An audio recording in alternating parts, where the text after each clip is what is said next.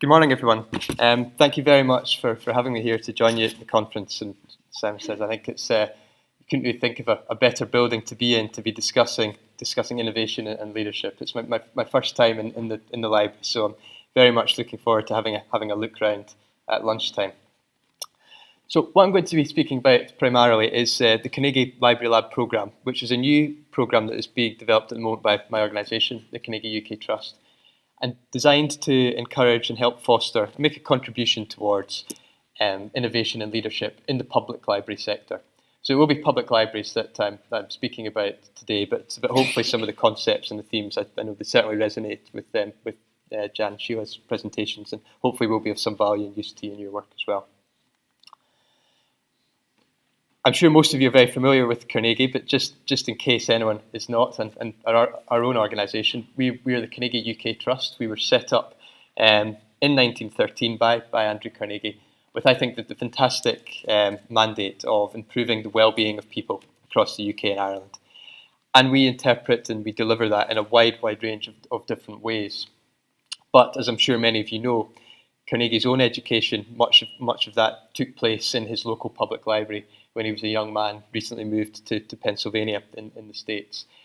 And therefore, his philanthropy in his later life, much of that was very much geared towards libraries. And he and the institutions that he founded around the world have contributed to the building of over 3,000 libraries around the world, of which our organisation has contributed towards over 600 public library buildings across the UK and Ireland. And between 1913 and 1950, when our organisation had its primary focus on libraries, as well as building libraries themselves, we also worked with the sector to develop a whole range of different services, such as central libraries for students, developing rural library services, the first professional librarianship courses, and specialist library schemes for different groups of people, blind people, seafarers, sailors, and so on. So we like to think that we've been part of the journey of innovation in libraries, in public libraries, since the early part of the 20th century. And I think when we're speaking about innovation today, I think it's certainly true to reflect that libraries, I think, have always been innovative in what they've done. From things like taking out books to rural communities, very rural communities, as we see in this picture here in the Northern Islands in Scotland, to becoming leaders in developing online learning courses and helping people to get online and use the internet for the first time, to providing support for different groups and communities, whether that's families or people who are out of work, finding new ways of helping and engaging with those people, to providing spaces for music and performances, to now new kind of digital tech projects and maker spaces and 3D printing and so on. It seems to me that libraries and innovation always go kind of hand in hand, and it's a really intrinsic part of the history of libraries. And of course, things that start off as an innovation, and the great innovations, over time don't become innovations anymore. They become the norm. So when the very first Carnegie Library was built in Dunfermline, which is only 5 minutes away from our office, inscribed above the doorway is the phrase "Let there be light."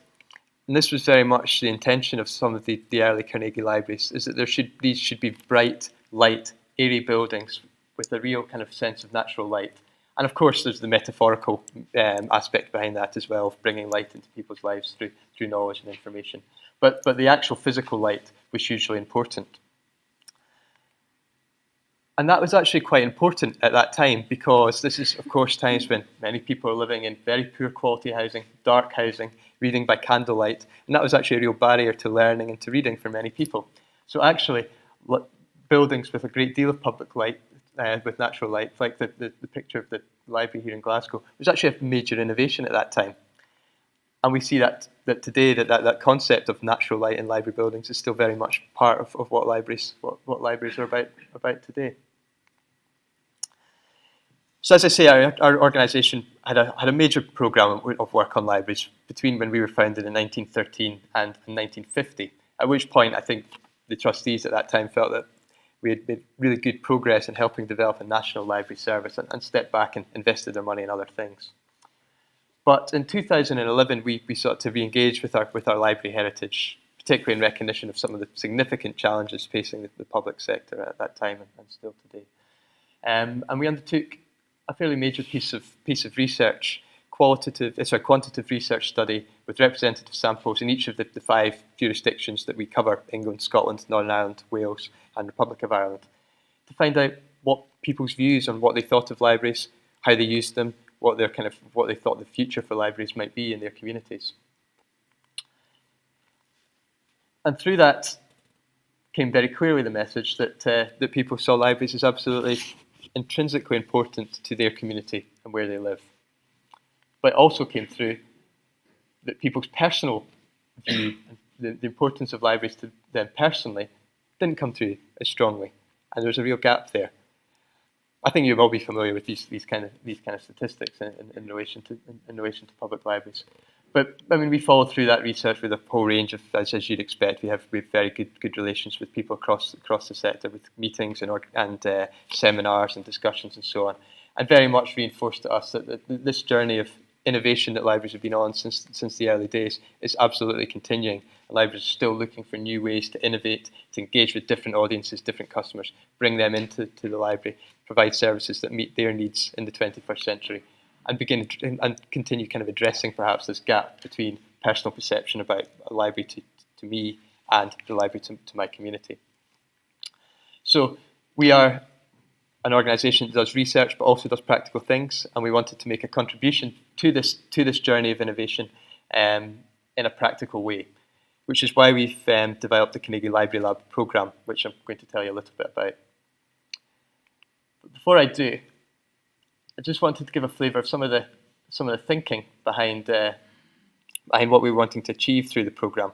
I notice I have a typo on there in terms of the numbers. That is not a deliberately kind of disruptive, innovative thing. That is just a typo. So I mean, from our discussions with stakeholders across the sector, we want to think about, well, if we're going to make a contribution towards helping develop and foster and support innovation and leadership in public libraries, because a lot of it's going on already, what can we do? And I think some of these quotes perhaps maybe try and sum up some of the ethos of what we want to achieve through that. I haven't put the names on the quotes at the moment. With such a learned audience, I figured you may well know a few of them, but the answers will be revealed at the end. I'll give you something to ponder on as we go through. So the first, very much about the opportunity for experimentation. We wanted to think, how can we give people the opportunity to experiment and to fail? So I've not failed, I've just found 10,000 ways that won't work. Secondly, we wanted to think, how can we give people the opportunity to learn from each other, to learn how to do things that they might not otherwise have the chance to do. I'm always doing that which I cannot do in order that I may learn how to do it. Thirdly, we wanted to give people the chance to lead the way, to show others what might be achieved. Innovation distinguishes between a leader and a follower. And fourthly, we wanted to give people the chance to take some risks, to do something that they certainly might not get the chance to do. There's got to be a way. He who dares wins. So with that thinking in mind, we've put together a programme called Carnegie Library Lab, the aim of which is to foster innovation and leadership in the public library sector. Working across the UK and Ireland, aimed at people in their early to mid-career, which back to some of the concepts we've been speaking about already today, about where does innovation take place and how do we foster it. It's a 3-year programme, but running from 2014 to 16, but essentially that breaks down into 2 18-month chunks. We'll have 2 cohorts of people that we want to work with. And each cohort will consist, we intend, of around 5 to 7 individual library staff who we'll work with as part of the programme, and they'll work with us for 18 months each. And then we've put together a package of essentially what do we think an aspiring innovator might need to help them get going, to help them develop their skills in this area so that they can continue doing this in the future. And we see these aspects of it as very kind of interlinked and mutually reinforcing. So we have an online learning programme, we have support for an innovative idea, networking, further kind of support and evaluation. And I'll say a little bit more about each of those. So what's the first thing that we thought, well, okay, if we want to help support innovation and leadership, what's the first thing that we wanted to offer and give to people? Some kind of stimulus and some space to kind of think about some of these concepts and ideas for them personally and for their organisation, for their library. As Jan mentioned, many of her staff and her team have been on programmes, so I think the value of those is well established, and we wanted to think, how can we make a contribution in that regard? We're very fortunate in that the Anelli programme, established by the Bill and Melinda Gates Foundation for Emerging Leaders in Libraries, have made available their material to us, and we are adapting that for a specifically UK audience, and the programme participants will have access to that. And that will be set up for them through an online programme through a range of modules, looking at different aspects of innovation around creativity, personal understanding, power, influence, change, transition, and complexity, through a variety of different materials. There'll be video clips, it'll be tasks, it'll be articles, it'll be exercises, some of it from Anelli, some of it tailor-made for this programme. And we also are contracting a learning guide, someone that will be available to speak to participants, both on the telephone and online as well, and give them help and support as they're undertaking these activities. Secondly, what was the second thing that we thought, okay, what do we want to give our emerging innovators that we're going to be working with? Money was what we thought. I think without Charles Rowe's entrepreneurial spirit, Henry Royce's engines might not have prospered as they have done. And a little bit of money can go a long way, I think, to helping innovation. So we're making some modest sums available, between £5,000 and £15,000 per participant in the programme, for them to develop an innovative idea in their library and deliver it. And very, very much fitting in with what we've heard already this morning, that innovation is about that place. It doesn't have to be something that's completely brand new. It's about what's innovative for that particular library. But we're certainly thinking around, okay, it may be in a service that's delivered, it may be in the use of the space, or it may be in an innovative partnership or relationship that could be established. And in deciding what projects we want to work with and what individuals we want to work with, we were really looking for a clear demonstration of the need for that innovation in that place, of the legacy that it might give, and the feasibility of it happening within a reasonably short window of just over a year.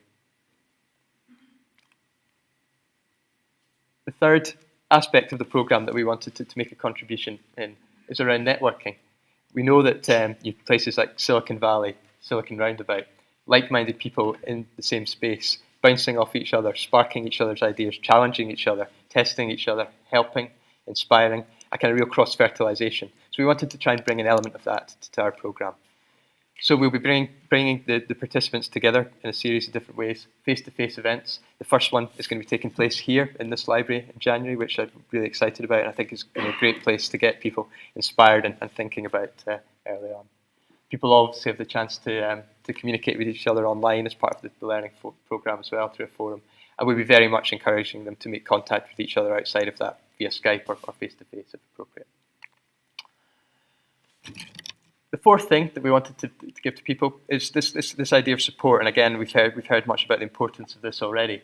Is that to be an successful innovator, you need someone championing your cause. I think maybe a patron or someone to support you, to guide you through and give you the help that you need to make your thoughts or your ideas or your things a reality. Sometimes that might be support, and sometimes, of course, that is often challenge.